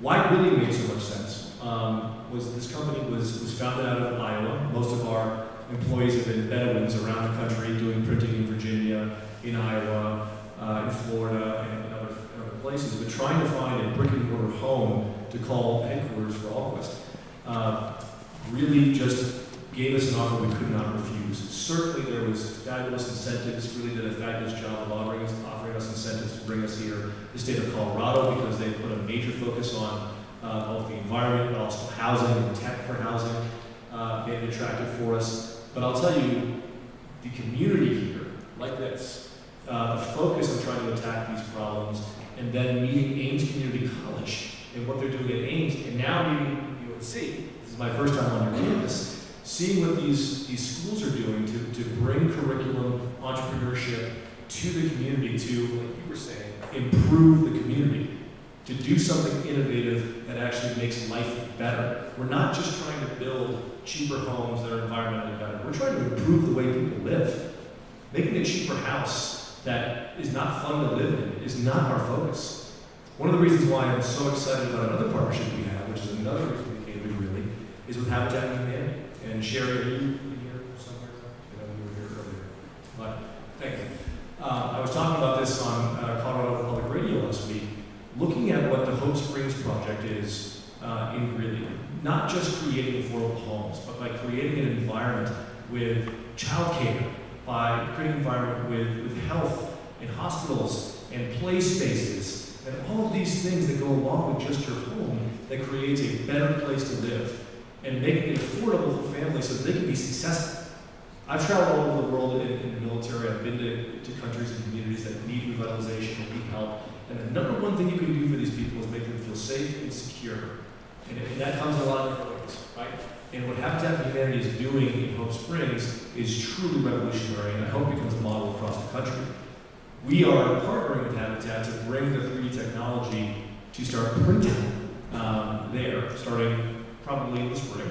We hope that to be the largest volume of 3D printed homes on the planet. We hope to. We're going to start small and grow, but also by bringing students from Ames Community College, where we will be starting our curriculum, teaching folks how to be 3D printers from Ames into that workforce to start printing homes in Greeley. So why we're here is because we got political support, certainly we got some financial support, but we got to see the commitment from folks like Ames and UNC and from Habitat, and everybody is focused on solving real problems for the people that are living in Greeley and Colorado. And that made us very, very excited. So I'm excited to be here. I can certainly answer more questions about the technology and what we do. We're printing material to build homes and infrastructure. There is a sky's the limit on this technology, and we do this, we kind of get enamored with it, we talk about it for a long time. We can print on the moon, we can do this and that. Where we're starting is by printing infrastructure and houses within Greeley, doing them the best we can, doing them faster, cheaper, stronger, and environmentally better. And then we're going to grow from there. But the announcement that was made 2 weeks ago at Ames by the governor, Greeley, Colorado is the epicenter of 3D printing in the United States and certainly in the world. And our commitment is to partner with everybody in this room. I want to talk to you guys after this meeting. It's incredible to grow that here and to really blow it out from here. So hopefully that answers your question. Is there any questions about that? That's great to hear. And what I found out about 3D printing, right, it is a new technology. Being in the industry, I think what you're doing by bringing this technology to the universities, it's truly benefiting the workforce. Yeah. Because we are definitely seeing a shortage of workforce out there, and by providing this new skill set, that's phenomenal. Yeah. And correct me if I'm wrong, I think what separates your company from some of the other companies out there is just your gantries and your portability of your printers.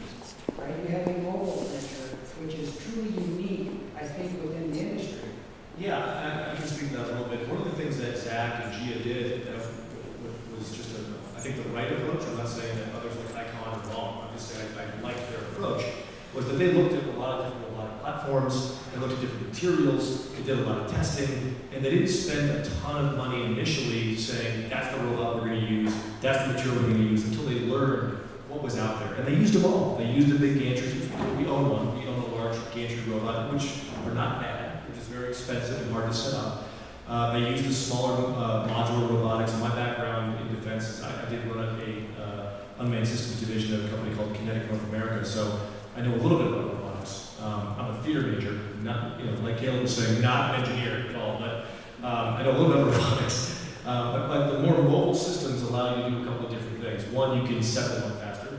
They're less expensive. The capex of buying a robot we provide is a lot less expensive than the big gantries. They're certainly more mobile on the site as well. So if you think about building a 1,000 or 1,500 square foot building, you can set our robot on the foundation in the middle of the building, print from the inside, have a crane lift it out, or drive it out from the garage and move on to your next home. That's the idea. So speed is a big part of the economic value there.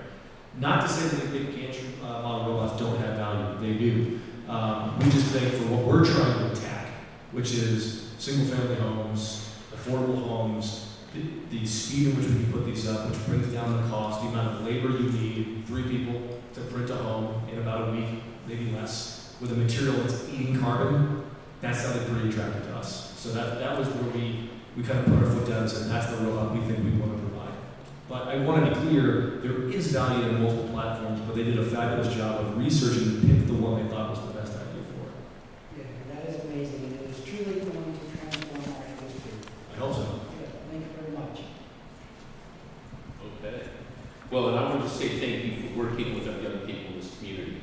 I sit on a couple of the advisory boards that oversee those departments over at Ames, and I can tell you we're very excited about that there. I'm also very excited what I'm hearing coming out of District 6 as we start talking with students about some of the things that are going on, because we've got to fix the fact that we do not have young people coming into the trades, and the best way to do that is to make it exciting. And we hired her first. So we had a student speak at the ribbon cutting ceremony, and when she was done with her speech, which was fabulous, she was like dodging job offers from me and Zach, Gia. I think Sherry came over to me and was like, you should probably hire me. I mean, literally within 5 minutes, we went and they were offering an internship to Maya, who was just a fabulous example of these young students that really want to do it. They want to get back into these trades, into work. And thanks to Ames and to UNC, Ames had the vision, Dr. B had the vision to take a little bit of a risk. Try to understand this 3D printing, do a little investigation and see this is game changing. And the students have responded fantastically. Well, we greatly appreciate it as a community, so thank you. Okay, well, we're like 2 minutes. Are there any questions? Going once. Phil. Just a quick question on 3D. Yeah. Since it consumes carbon, assuming carbon credits. A carbon credit question. Yeah. I want to be very clear. The material we're using today is carbon neutral. By us, in the lab, we created a material that is carbon negative, so probably in the next 6 months. We haven't yet, but we've had discussions with a number of folks out of Pennsylvania, some of the epicenters for the carbon credit world, and there's a lot of traction. And it's not just in the consumer carbon side, but because even with the material we use today, we're using 90% water that is stick built because we're not cutting down trees. We have very little waste. We're dropping your energy bill. I think this is all data and sugar that we have built homes that people are living in today. We drop your energy bill down to 50%, probably more, both heating and cooling because of the R factor of our material. So we have been approached. We haven't gotten there yet, but the carbon credit world it's a world I, as a defense guy, clearly not aware of, because carbon credits are not something that most defense companies are taking advantage of. I'm sure they may be today, not most. But it's certainly a world that we are looking into. Greeley, what is your R value? Gia, what is the R value? We're hitting 27. 27? Okay. That is without any installation. Yeah, that's without any insulation. I think it's actually might be higher than that, but it's high. Do you have Yes. Oh, yeah. So our partner who developed the material as our material we paid for, there was a materials provider. The engineer that designed the material ran Army Research Lab for 25 years in materials. So his ability to create a material that can be blast proof, overpressure proof. There's no water permeability in our solution, so you think about putting a foundation and putting the walls in, you're instantly locked in and tight. You've got PSI that can withstand hurricane winds, so we're getting a lot of calls from, from Mississippi and Delta. Red Cross has asked us to do a project with them. So the strength of the material that he's developed, also with combining with the environmental soundness of it, is disruptive. It's the first of its kind. And he did that because he was consuming so much water. The materials we're using for operating bases and for embassies and some of the things the military was using them for, the strength they needed, the amount of rebar they were putting into it. He knew there was ways with different materials, different additives to do this in a much better way. And I forget who was saying it, I think maybe Caleb. He could see that commercially that had a lot of ways and uses that we could put into use. So we're blessed to have met them, met Mike. He's an amazing guy. Combining that with the workforce development side that Zach and the team developed and the great robot they found, that's really great. Good. Well, thank you. And so Philip's telling me we got to wrap this up, but here's what I'm going to say. All of these people are very approachable. Please, if you've got questions, come talk with them. There's nothing an entrepreneur likes more than to talk about their inventions, talk about their technologies. Please come meet each of them. Thank you, Philip. Thank you, guys.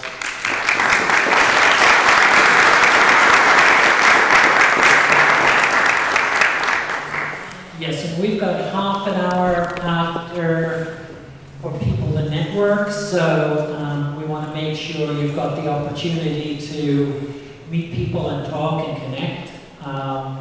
But with that, we're gonna finish things off with this topic of ecosystem, but really where we're looking at the funding side of things. So I'd love to invite up to the panel David Pritchard. He's the CEO of Denver Angels, and we're going to explore what ecosystem kind of looks like a little bit from the perspective of the funding side of things. And one of the interesting things, David, you were telling me was about some origin story with Denver Angels that had a Weld County connection. But I'd love to hear more about you and the company and the origin story. Great. Context-wise, it talks about Wolf County, and we're here at the Monfort School of Business, but actually Kenny Monfort down in Denver, and actually Zach May, the May family's from up this way as well, but in a group in town called Equity Capital Group. It originally just started Denver Angels as what a fairly typical angel group looked like. Open pitch night platform, quarterly events, people come, people will have to follow up on their own if they had interest in investing. What a lot of times happens is not a lot happens, right? Unreliable outcomes. The challenge typically with angel groups is if you're a phenomenal company that can get capital anywhere, and from institutional capital, how much time are you going to spend, going through that process, and maybe you get some money, maybe you get $100,000, maybe you get a few $100,000, but it can be challenging to figure out how to navigate. And so we really set out in 2019 to take a look at that and how to really restructure an angel group in a way that really looked a lot more like an asset management group that had a member culture that could function more like a venture fund, pre-committed capital. And so as we did that, we brought together probably about 150 members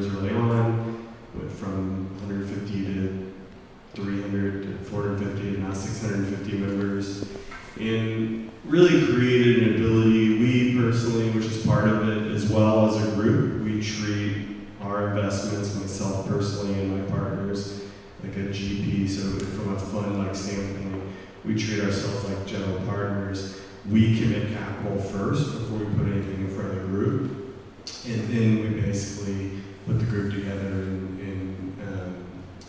figure out what our joint investment could look like.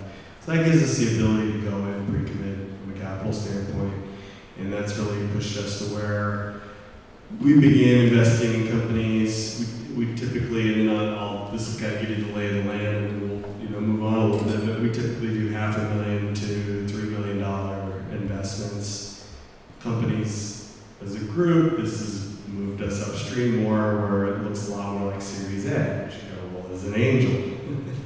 And so we were doing mostly a lot of Series A and B rounds here in Colorado, which was problematic for us and somewhat exciting on one hand, because we were getting a lot of allocations of a lot of really exciting Colorado companies. On the other hand, from an ecosystem building standpoint, we want to support more companies and earlier companies, but you don't want to, not necessarily want to syndicate every one of those deals and opportunities. So we really reversed the typical model in a lot of ways, and we launched a dedicated seed fund at the seed and pre-seed stage that can make smaller commitments of $100,000 to $1 million and 8 to 10 great seed pre-seed opportunities per year, and then hopefully the best of those accrue to our syndications as a group overall at that Series A and B stage, or if an opportunity comes to us later on initially, then we can engage with the group at that point. Again, we're targeting 8 to 10 a year. So we're really going after about 20 great Colorado companies a year through that approach, and I'll end with this and then let you chime in with anything else you'd like to ask about. But the strategy, I'm a big believer in angel venture investing. It's such a rewarding asset class, both can be financially, also can be from an impact standpoint. And there's not a darn thing you can do to help your Coca-Cola stock do better, but there's a lot you can do to help these companies, especially with the dynamic ecosystem and a lot of the members that we have in the group that provide value in other ways. But there's also a lot of pain points and challenges, and there's a reason why a lot of people are afraid of the asset class or don't know where to start. Or if they're not afraid of the asset class, they can go at it very easily in a fairly haphazard way that doesn't lead to very great outcomes. You diversify for a reason. There's a reason why almost any venture fund you talk to, depending on the stage, typically are targeting at least 20 companies, a lot of times 50 plus, out of these funds. It takes these big upside opportunities, 10, 20, 50x opportunities typically, but you get zeros and low outcomes along the way as well, and you have to be able to offset that. And most individual angel investors will not do the type of rational, diversified approach that it takes to just make the math work. So if they get lucky and they do a few deals and they hit a big one, they're probably going to think they're way smarter than they really are. But more likely, it doesn't turn out so well. They do the buddy's deal, their uncle's deal, the country club deal, whatever. They do a few things, a few years go by, nothing great. I don't know, let's see what happens. And then you go through a long cycle, 5, 8, 10, 12 years, a lot of times. If you're going at seed level to see those things fully develop, and you do a few things to see what happens, to find out 10 years your strategy didn't work, and figure out whether you're going to do more investing. So it's just challenging. You get the super angels that the Midas touch list, right?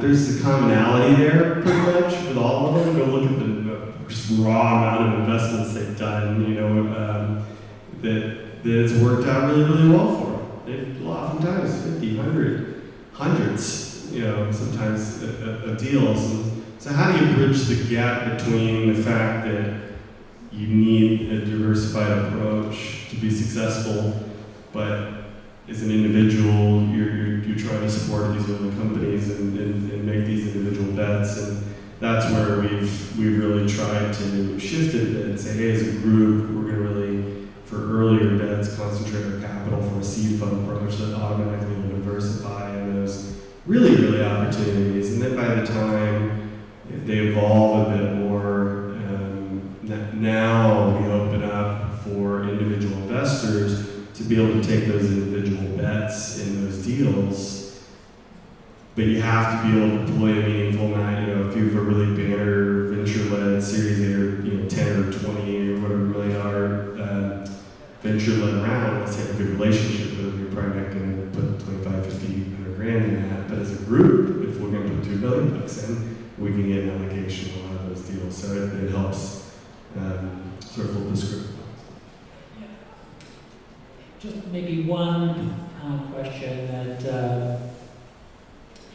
in some of the work that I've done, this is more from when I started looking at innovation.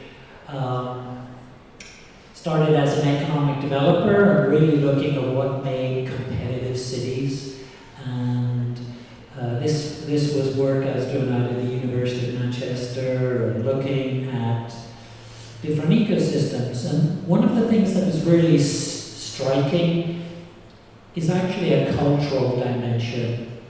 And it was really intriguing when you get a belief in a technology where it's very opportunistic. And it might be a very large, wide space, and because of that, you get what I was finding is you get high levels of collaboration between innovators, because the problem is almost bigger than any one team is able to solve. But then it's intriguing when I find situations where, as time passes, that situation might flip, where people start to get, competitive with each other, and where collaboration closes down, and rivalry is a different mindset.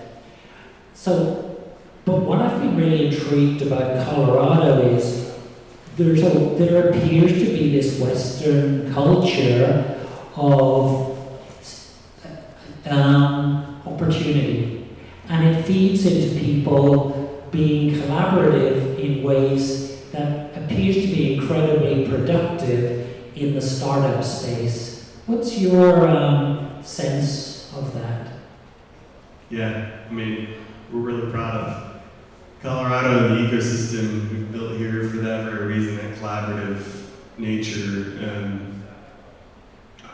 What has happened here because of that collaborative culture, less competitive, more work together, more proud, look, there's plenty to be proud about for a lot of people on the East Coast and a lot of these big traditional hubs as well. Silicon Valley, New York, Boston, some of these classics that have been those big hubs. But at the end of the day, a lot of the people are there because of the capital or whatever the jobs or fill in the blank. So many of the people here in Colorado are here because they want to be here.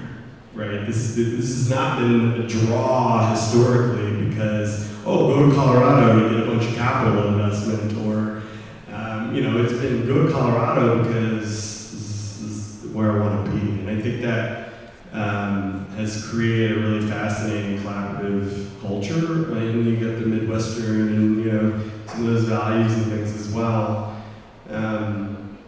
We also, and this leads to collaboration outside of the city centers as well.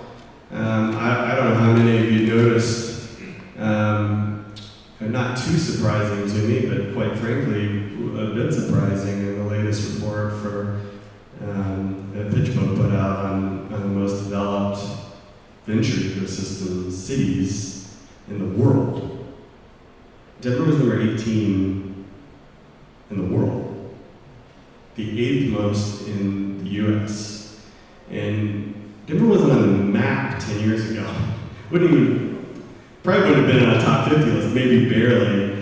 So the way that has shifted so fast, I mean, just 12-ish years ago, I think, Boulder was actually the venture hub. And Denver was lagging significantly.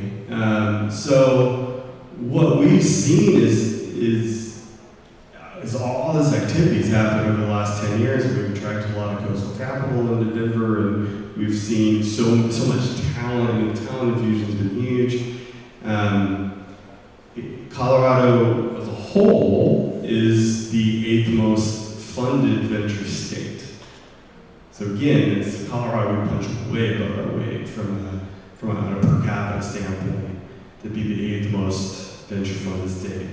12 years ago, we were seeing, I think, $300 million of venture capital invested in the Colorado companies. The last few years, we've seen $5-6 billion a year. That is just massive, you know, from a growth standpoint. What we haven't seen is what happens when $25 billion over 5 years comes in, which is as much as the history of the state combined, venture capital. We've had as much in 5 or 6 years as the whole history of the state combined before that. So what does that look like as that fully ripples through? What I will say is, while I'm really proud of Denver, at the same time, the reality is that ripples out, right? We've created what now was an up-and-coming startup hub that has now become a mature startup hub that will continue to grow and get more mature. There's only so much further just within and of itself, and then Denver is going to be a top 10 in the world, probably not. 18's already pretty surprising. So where does that go? That goes outside of it. So we're really cognizant around, again, from a collaborative standpoint. Our focus is Colorado, not necessarily Denver, but Denver, Boulder obviously has been a huge focus of that, just from a sheer volume, startup volume, and capital volume standpoint. But we're really excited about, and we're really conscious of what are some of those other hubs that are gonna have the ability to grow and accelerate and become meaningful hubs here in Colorado. Fantastic. Well, I'm going to move back so that we've got lots of networking time, make some introductions, but very excited. Our partners here at UNC were successful in raising $400,000 through a National Science Foundation grant for ecosystem development. The city's about to put $280,000 into angel network development. So we're really on a journey to accelerate the innovation capability here in Weld County and connect it into that Denver ecosystem, and look forward to, you know, more collaboration and you know, a great future to see what the next 5 years brings. But we're working very hard to build this Northern Colorado innovation ecosystem to be something that brings its own unique capabilities, and it has, you know, obviously with its different incredible sectoral strengths, whether that's in energy, environmental tech, water, food, and doing things at scale, which is one of the things I think we really need to think about, is how to do some of these projects really at large scale. I think those are some of the things we think that maybe Greeley and Weld County can bring to the table, as well as capital that hasn't been deployed. So we're excited to be working with you and to be working with the university and Ames Community College. And thanks everyone for coming today. Great, yeah, look forward to more conversations there for sure.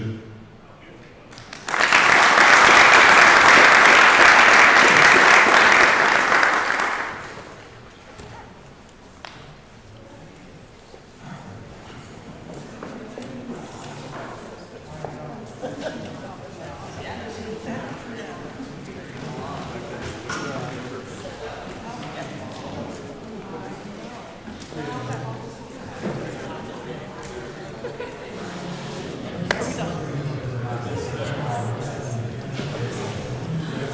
don't know